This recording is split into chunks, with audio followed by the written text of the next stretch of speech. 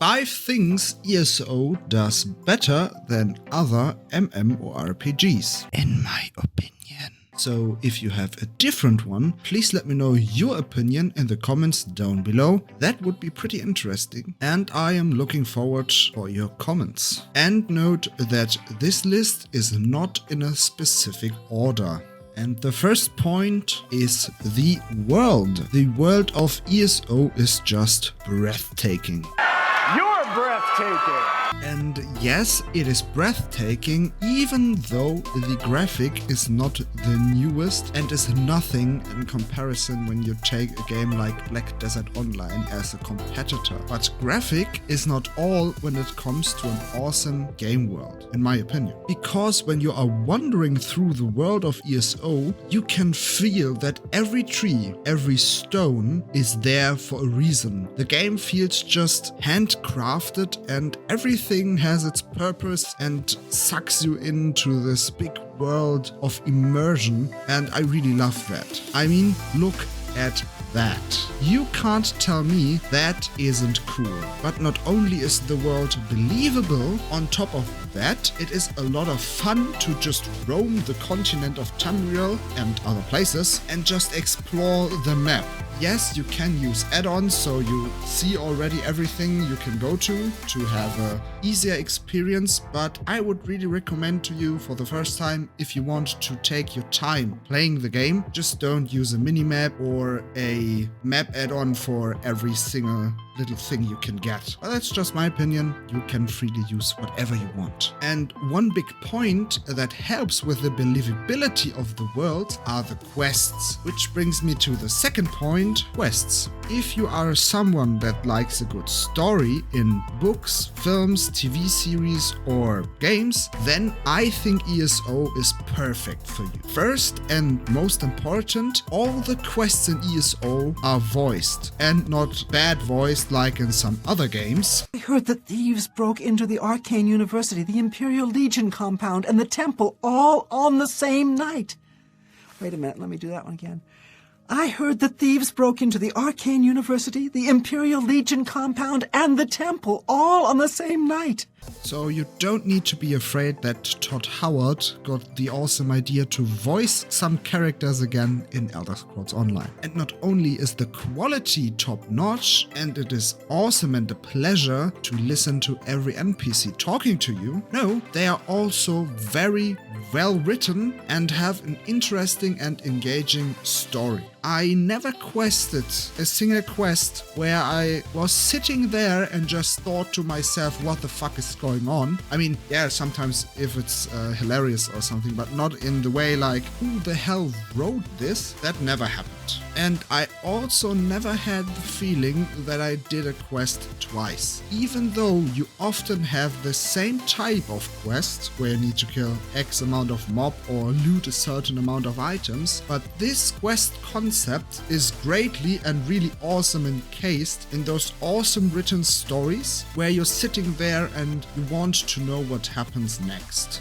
And maybe you are as big of a loot goblin as I am, that really goes to every chest in a room and just look in it for some stuff he could get. But what do you do with this stuff? Well, you can use most of the things you get for crafting. And that is the third point. I need to say that I love crafting in games. In like every game, I just don't care. I love crafting systems. And I love it even more if it gets rewarded or helps your character progression or your personal progression inside of a game. And that is definitely the case in ESO, because some of the gear sets you can obtain in the game are only obtainable through crafting. And that is something really, really nice for everyone like me that likes crafting, because for all people that don't want to craft, they can get this type of armor set through the auction house system in ESO. So I have the feeling when I level my crafting, I can get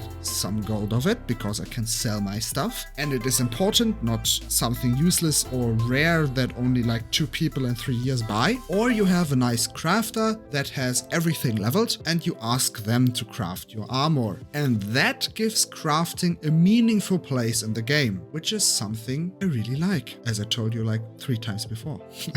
And on top of that, you are also able to craft your own furniture items for your awesome little house. Because the housing system in ESO is also, I think, the best housing system we currently have in any MMORPG, but that is a point I want to take on in another video. So if you're someone that likes housing and your progression is to make your house the best one possible, then maybe crafting is also something for you or not, and then you can buy it from people that like to craft. And that whole concept is a lot of fun, except the researching part for all the traits, for all armors and gear and stuff. That can be very annoying, especially when you're going towards the end and you have like, I don't know, 7 or 8 traits. The time consumption is very long. And what is very important when you craft your armor? Exactly how it looks, not the stats or some of that uninteresting shit. No, you need that style.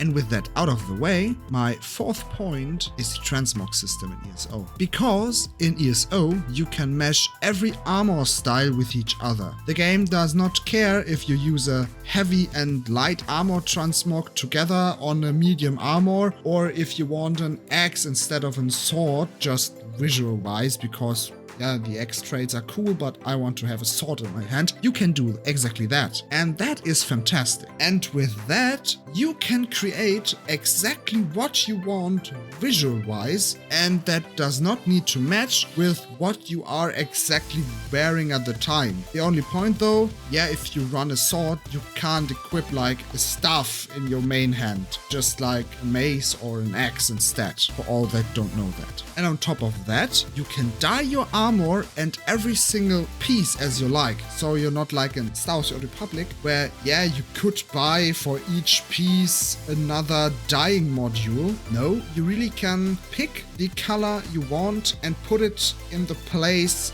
that is available for every single piece. So with that, you could look really awesome or shit as hell. But freedom for the people. But wait, there is even more.